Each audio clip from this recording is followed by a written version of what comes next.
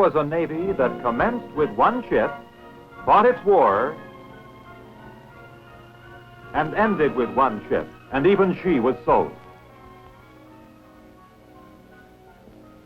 This was the theater for the contest.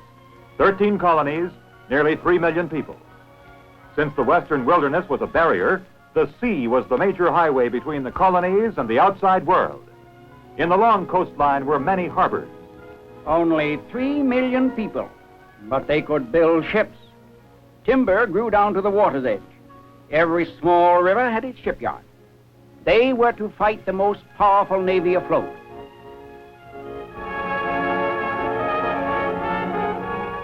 The ships of Great Britain, naval and merchant vessels, numbered in the thousands.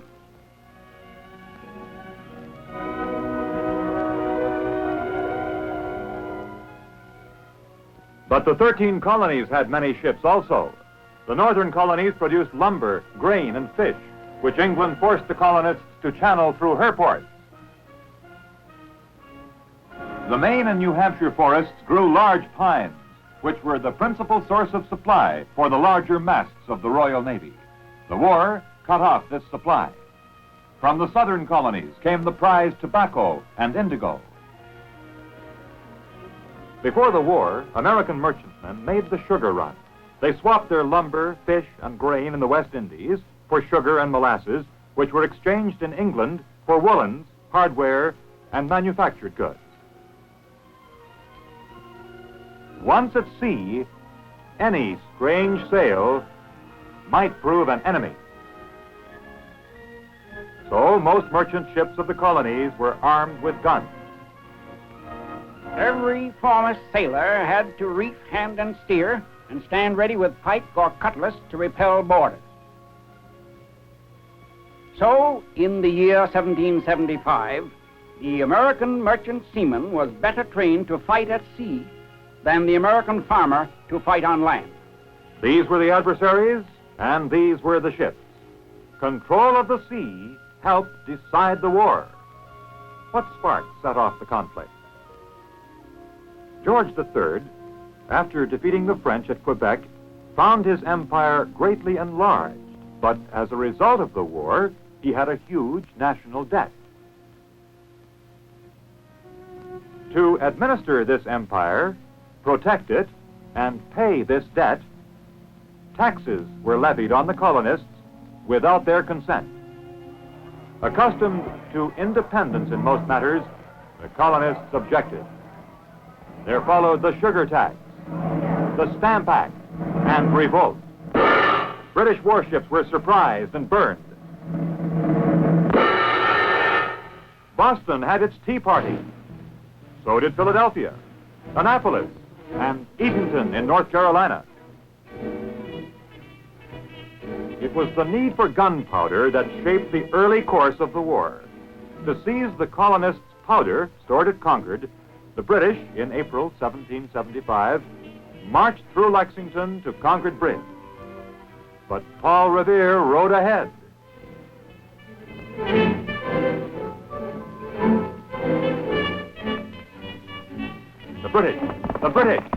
The British are coming! The alarm was spread. The next morning, on Lexington Green, the gunpowder was saved. In June of '75, at Bunker Hill, the colonists ran out of powder before the British third attack. And the British captured the earthwork. Washington took command of the Continental Army at Cambridge. He was warned that the powder reserve was down to 9 rounds per man.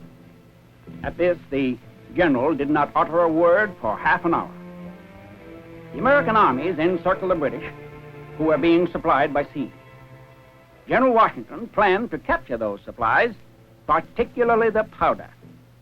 On September 7, 1775, into the harbor of Gloucester sailed the schooner Hannah with a captured vessel.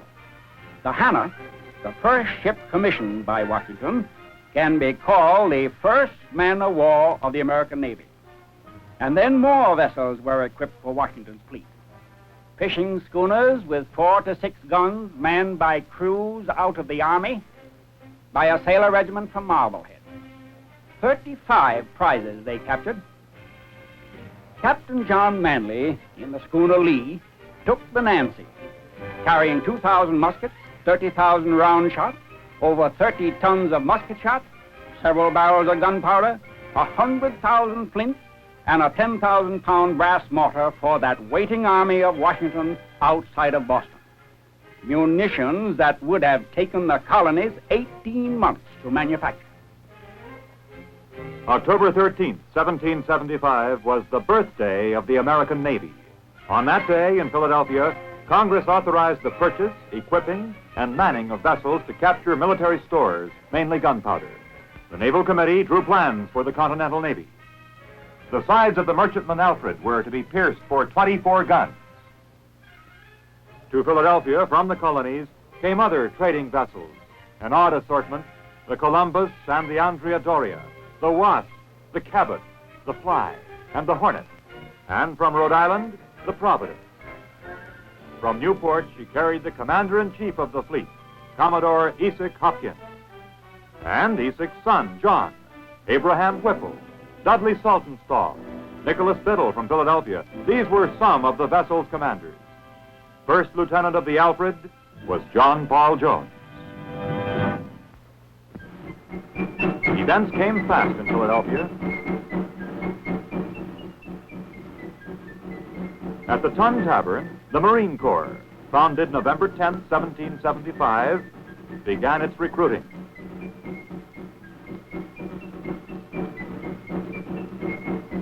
And other events moved forward that same fall. 2 Americans were on their way to take Quebec, General Montgomery by way of Montreal, and Colonel Arnold through Upper Maine. While in Philadelphia, early in 76, Commodore Hopkins at long last got his orders to go capture British ships and get some gunpowder too. If the enemy be not too superior in the Chesapeake, there to attack him. Or if unforeseen accident disable you, follow such course as your best judgment will suggest. A British force in Chesapeake Bay was too strong to handle. A northeast gale provided the accident. Commodore Hopkins squared yards away southward. Tarnation lucky. On March 3rd at New Providence in the Bahamas, the Commodore landed some 200 Marines under Marine Captain Sam Nicholas and 50 sailors, and got him over 100 guns and a sight of military stores in the first Naval Marine amphibious action. Hopkins then hove north toward Rhode Island. His fleet fetched New London, where he delivered his supplies to General Washington, whose army had chased the British out of Boston and was marching to meet them in New York. By the eternal, we declared our independence on July 4th. But dark months were ahead. General Howe drove Washington's troops from Long Island. He defeated them again at Harlem Heights, at White Plains, at the forts on the Hudson. Support by ships of the British Navy was largely responsible for Howe's success. Washington was pushed across New Jersey into Pennsylvania, where the Delaware River protected him. From there, however, Washington struck back at Trenton and Princeton. Not all was downright bad, though. In the fighting of a war, the upshot grows out of little roots. Here was a lake navy built and manned by the Army. On Lake Champlain were those roots. In 76, the British strategy was to split the rebellious colonies in 2. Troops could be more easily moved from Canada and New York City by water than by land. The American General Montgomery had been killed while storming Quebec, but Arnold retreated to Lake Champlain and built a fleet at Whitehall. The enemy was coming down that way. They had to be stopped on water. Could an army general build and command the fleet? A long, slim chance. But Arnold was an energetic cuss. He'd been to sea. His shipwrights he'd brought up from the seacoast towns had to work with green timber. 4 galleys with guns and swivels, the Washington, the Lee, the Trumbull, and the Congress. 3 guns each for 8 keelless, flat-bottomed gondolas.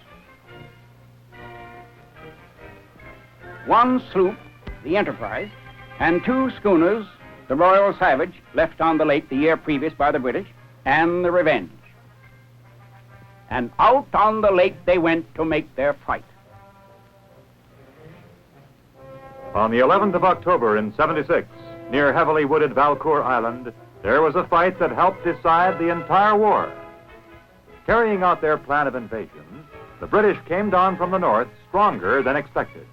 Hidden behind the island, Arnold took station in a crescent line.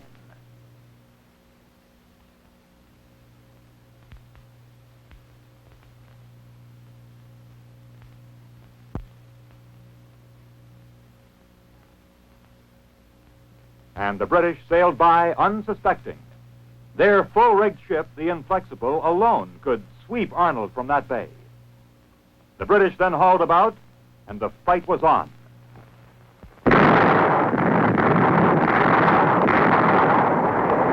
The Royal Savage went aground.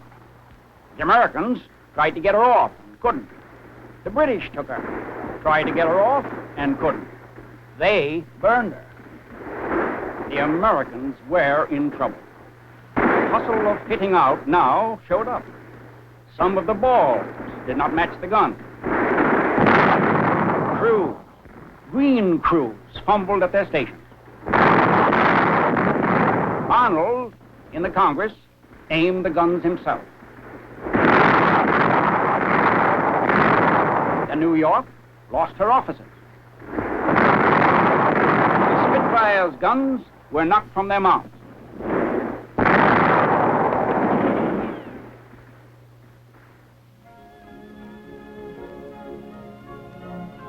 When darkness came, the rest of the American fleet slipped away. After 2 days' running fight, Arnold rammed his ships ashore, burned them, and escaped through the woods. Thus ended the Battle of Lake Champlain, fought for the prize of a continent. Arnold had lost the fight, but winter was at hand. The British had been so delayed that their invasion was postponed until the next year. Washington and the Continental Congress used this time to build an army. By the next summer, 14,000 Continentals were in arms. They stopped Burgoyne at Saratoga, where he surrendered after one of the decisive battles of the world. It proved to all that the colonies were determined to be free. Aid came from Europe, especially from France. Louis XVI now agreed to support the American cause and became a fighting ally. Previously, the wise and canny Benjamin Franklin had wished to embroil France with England. Perhaps for this, he had encouraged American privateers and Captains Cunningham and Wicks to prey on British commerce. They were joined by others. War was carried to the British front door. By 78, over 700 British ships were taken. The cost of potatoes doubled and redoubled. Lloyd stopped insuring English shipping. In Brest Harbor, an American sloop of war flew the stars and stripes abroad. It was the Ranger, under John Paul Jones. In the Ranger, Jones bore up the Irish Sea, took prizes, set fire to Whitehaven, fought and took His Majesty's ship Drake, and brought panic to the British homeland. The Ranger was ordered home, so the French put at Jones' disposal an old East Indiaman with rotted timbers. Jones named her the Bonhomme Richard, honoring Benjamin Franklin's nickname, Poor Richard. This is the ship that fought one of the world's famous fights and cradled a great tradition. Off Flamborough Head, on the 23rd of September, 1779, Jones, with 4 ships in company, encountered an enemy convoy of 41 sail. The merchant ships maneuvered to escape while their protectors squared away for the Americans. Jones brought his unwieldy Bonhomme Richard in range with the Serapis, 50 guns, a new ship of the Royal Navy, Captain Richard Pearson. Aboard the Bonhomme Richard, firing her first broadside, 2 of the old 18-pounders exploded.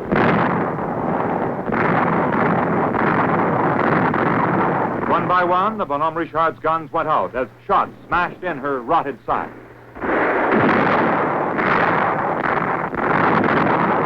Only the 9-pounders on the quarterdeck kept alive, aimed at the enemy's rigging.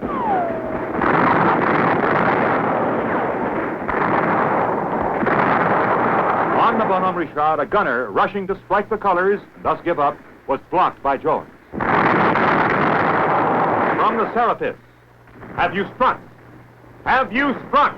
From the Bonhomme Richard, I have not yet begun to fight.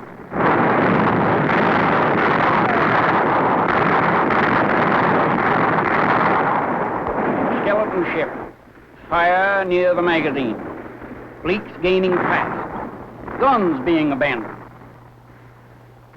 Prisoners released by the master-at-arms rushed up on deck and were met by Lieutenant Dale, who sent them to the pumps. Back to the shattered main deck went the gunners. Overside went the mainmast of the Serapis. There was fight left, even on the tops of the Bonhomme Richard.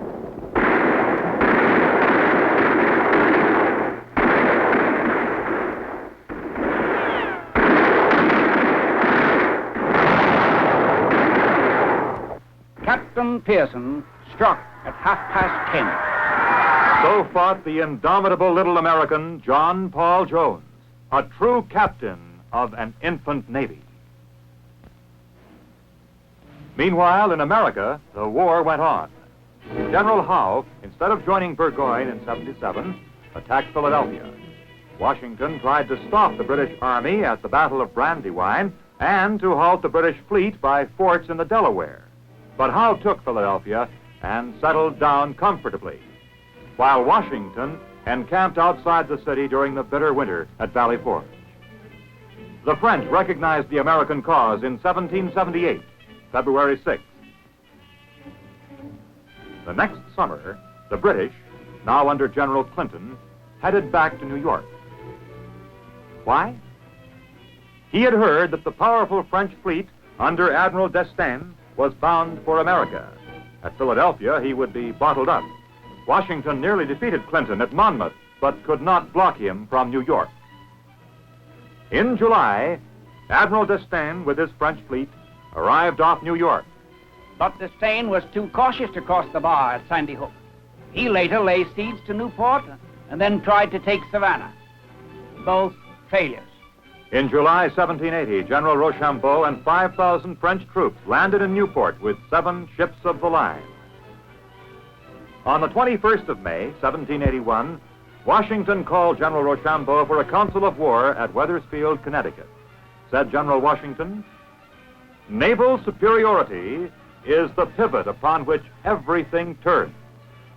All plans for his army were based on the support of French sea power. In 1780 and 1781, the British land forces under Cornwallis had concentrated on the reduction of the southern states. After an unsuccessful campaign in the Carolinas, Cornwallis had withdrawn to Virginia and, harassed by Wayne and Lafayette, had entrenched at Yorktown. So in 1781, Washington's dream of a combined operation was realized. In a master plan of grand strategy, Cornwallis was to be attacked by land and by sea. On land, Rochambeau joined Washington above New York, and the Allied armies moved south to besiege Cornwallis at Yorktown. The French Admiral de Grasse sailed from Haiti for the Chesapeake. At the same time, Admiral Hood led the British fleet from Antigua. With their copper bottoms, the British ships were faster. Finding no enemy in the Chesapeake, they went on to New York. In New York Bay, Hood joined Admiral Graves, who took command.